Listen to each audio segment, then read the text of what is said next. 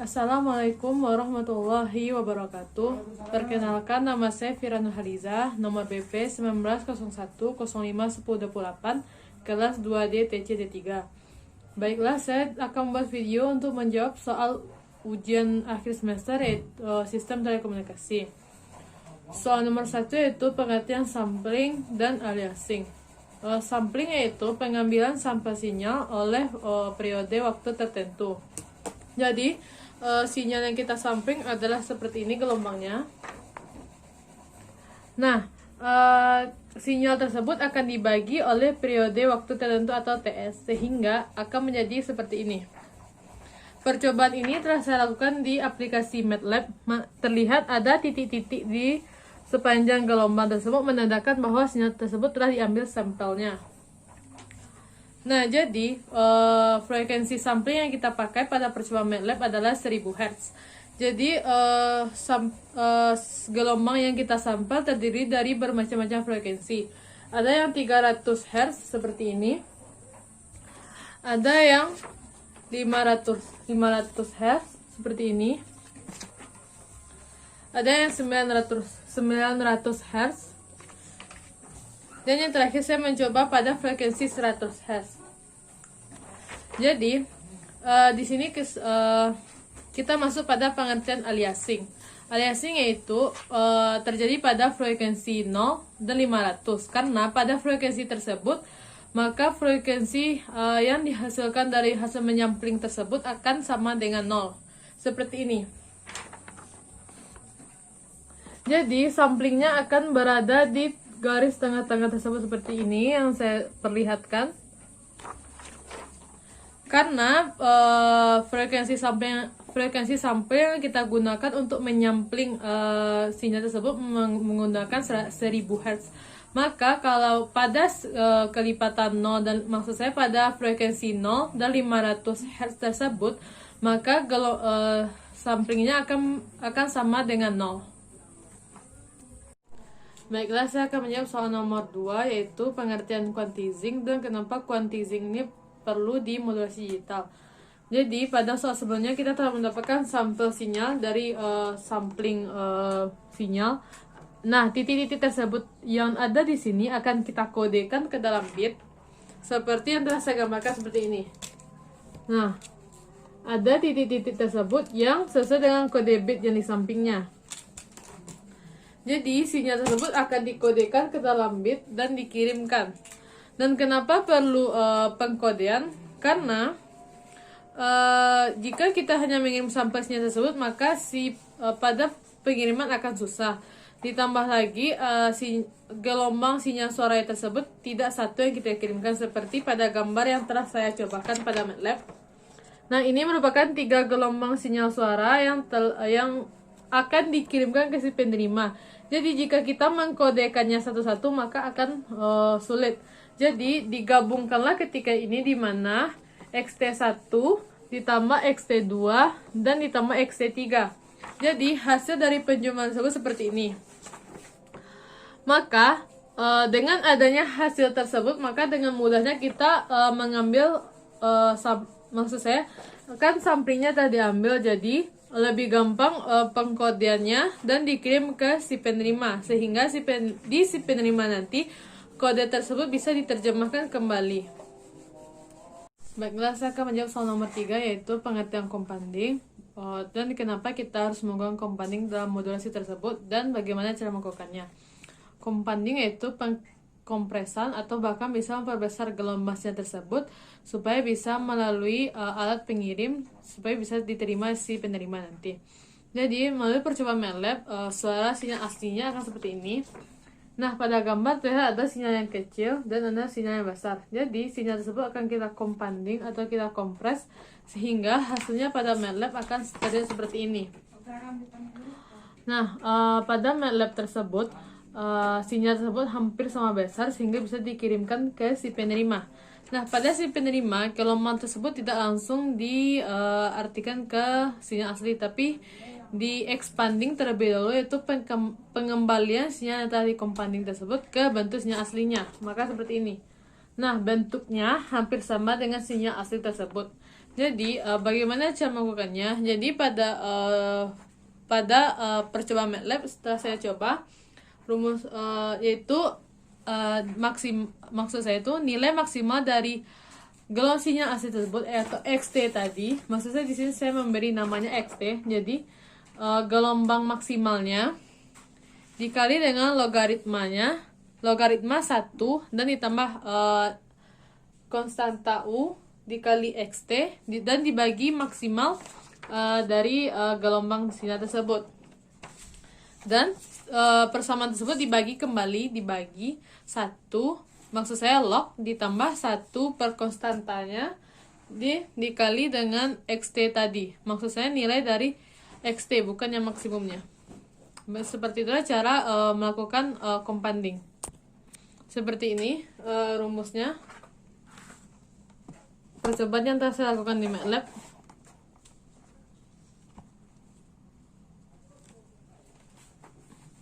Yaitu di sini tertulis XTC sama dengan maksimum ABS kali XT dikali log 1 tambah U kali XT per maksimum XT tadi dan dibagi log 1 tambah U dikali sin XT tadi.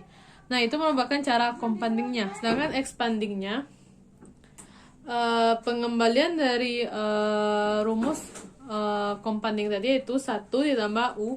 Jadi di sini U itu sama dengan 255 dikali XTC sin XT dibagi maksimal dari XT tersebut dan dikali dengan maksimal max XT tersebut. Baiklah, saya akan menjawab soal nomor 4 yaitu pengertian TDM PCM 24 kanal dan 30 kanal. Di sini saya telah menggambarkan gambarnya. Nah, di atas ini merupakan TDM PCM yang 24 kanal.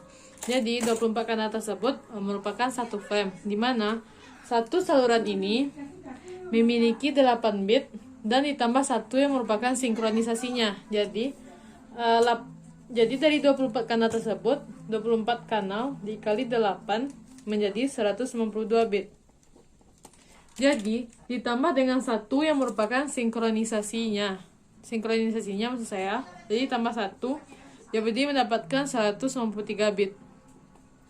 Nah, kecepatan bitnya pada 24 kanal ini yaitu 193 dikali dengan 8 yang merupakan sampelnya menjadi 1544 kbps. Nah, sedangkan untuk PCM yang 30 TDM PCM yang 30 kanal tersebut ada kotak pertama yang merupakan sinkronisasinya, sedangkan saluran ke-16 merupakan kotak signaling. Jadi sama seperti TDM PCM 24 kanal yang merupakan satu salurannya terdiri dari 8 bit dan dikali dengan 32 kanalnya. Jadi 256 bit. Nah, untuk kecepatannya yaitu 256 bit dikali dengan 8 sampel. Jadi 2048 kbps kecepatan bitnya. Jadi seperti itulah perbedaan antara TDM PCM 24 kanal dengan TDM PCM 30 kanal. Baiklah, saya akan menjawab soal nomor 5 yaitu pengertian line coding dan kenapa harus ada line coding dan contoh bitnya. Line coding yaitu pengaturan bit yang sedemikian rupa supaya pada penerjemahan nanti tidak sulit. Dan kenapa harus ada line coding? Jadi misalnya seperti ini, saya telah memiliki contohnya. Nah, jika ada direct 0 seperti ini, kan maka bit 0-nya akan panjang kotaknya, jadi nanti kadang sulit, jadi nolnya ada berapa, ada sekitar 5, 6, atau bisa jadi 7, kan banyaknya tidak pasti. Jadi dengan adanya line coding, dengan ada pengaturan bitnya sedemikian rupa, maka dengan mudahnya pembacaan 0 tersebut. Jadi yang pertama yaitu NRZ, yaitu non-return to zero. Jadi kayak pertama, misalnya kalau 1 bitnya ada di atas, sedangkan 0 bitnya ada di bawah, seperti ini.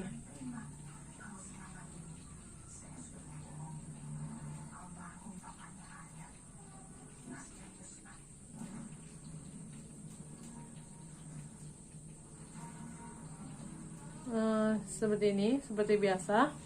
Nah, seperti ini. Nah, selanjutnya yaitu NRZM, di mana bit 0 sama dengan sebelumnya, tetapi pada bit 1 terjadinya level perubahan tegangan. Jadi seperti ini, misalnya bit 1-nya, bit 1 maka sama dengan adanya tegangan.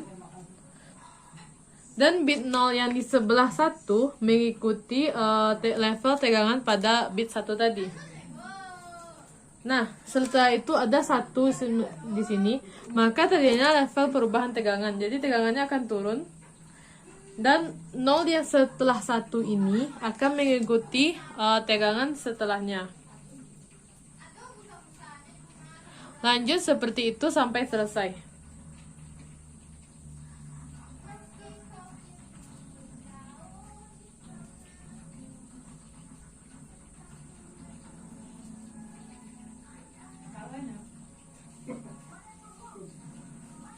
Nah, maka seperti ini jadinya. Sedangkan pada NRZ space 0, jadi bit 0-nya akan mengalami perubahan tegangan, sedangkan bit 1-nya mengalami tetap level tegangannya. Jadi seperti ini. Yang 1 dan 0, maka 0 akan mengalami perubahan tegangan. Sedangkan 1 yang di sebelahnya mengikutinya. Dan 0 yang berderet ini akan mengalami perubahan tegangan.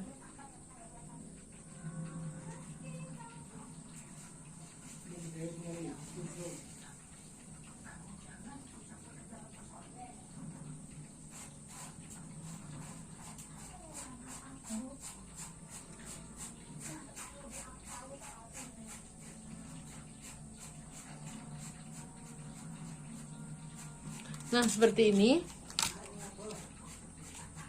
Yang pertama itu NRZ pertama, yang kedua NRZ M, yang ketiga NRZS.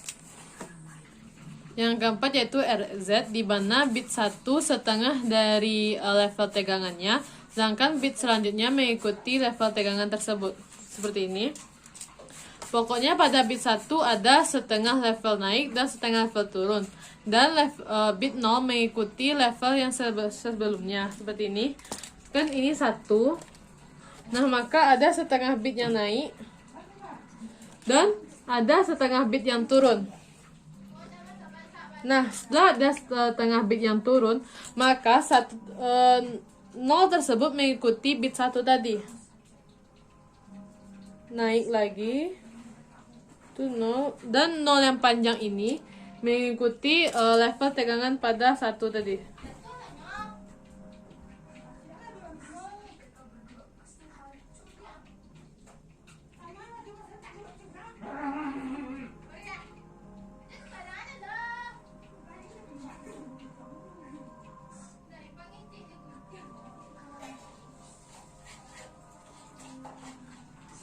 Nah, seperti ini.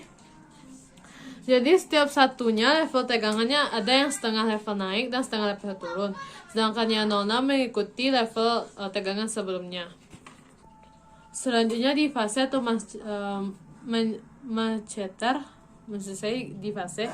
Jadi pada di fase itu, jika bits jadi bila salah satu bitnya ada level tegangan setengah di atas dan level tegangan setengahnya di bawah, maka jika bit sesudahnya itu berbeda dengan bit di sebelumnya, maka level tegangan setengahnya sama dengan yang sebelumnya.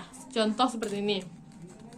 Nah, misalnya 1, maka level tegangannya setengah, 1 gini, sudah setengah ini, maka setelahnya ada bit 0. Jadi bit 1 dan bit 0 berbeda, maka setengah level tegangan dari bit 0 maka sama dengan bit 1.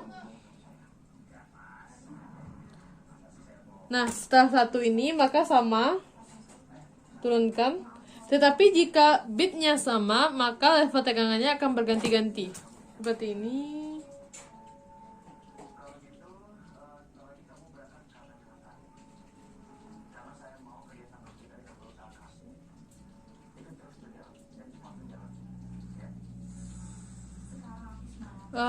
Seperti ini. Setelah setengah jalan, maka saya akan menyelesaikannya.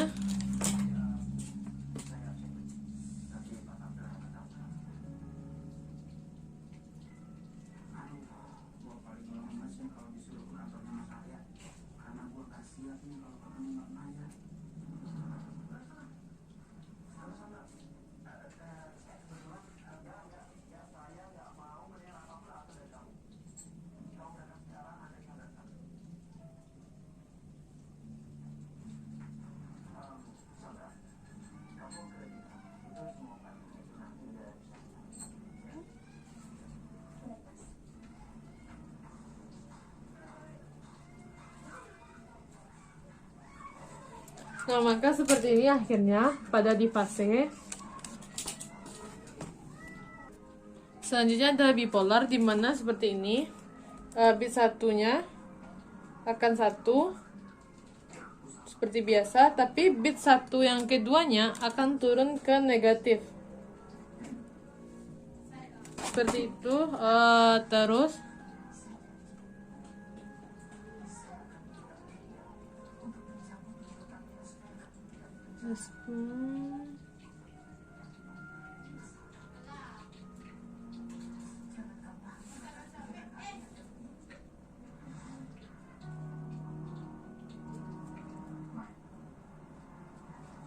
nah, seperti ini pada cara bipolar yang paling bawah seperti ini. Baiklah, lanjut ke maksud saya itu pengkodean melalui BNZS, yaitu merupakan jika ada 6 deret 0 maka akan diganti dengan BOF 2 kali. Jadi sini ada 0 yang berderet sebanyak 6 kali. Jadi dibuat di sini BOF.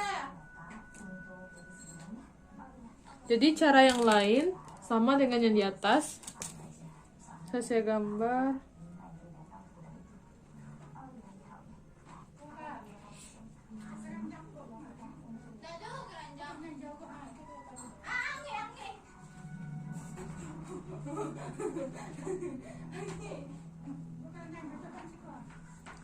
Nah, pada BOF di sini maka akan turun.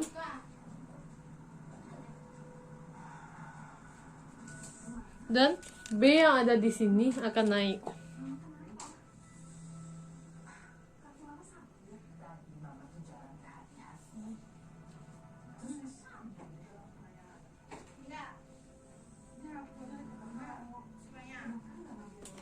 Nah, akan seperti ini jika melalui BNZS. Baiklah, lanjut ke cara pengkodean terakhir, yaitu HDBN. Jadi HDBN ini yaitu ada misalnya ada 4 atau lebih 0 yang berderet, maka akan ditulis secara BOOV. Seperti ini. Jadi ada 4.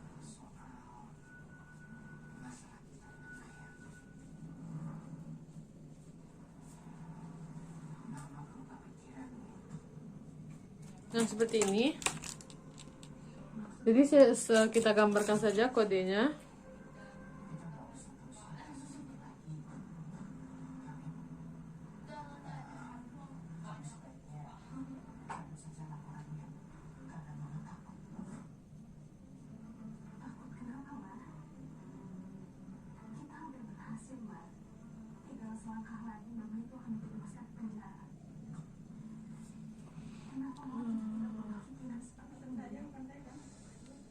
Turun.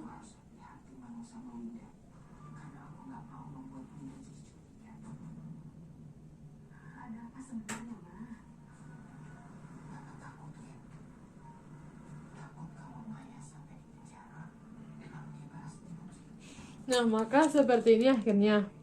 Inilah 8 cara line coding yang telah saya buat dari bit yang telah disoalkan.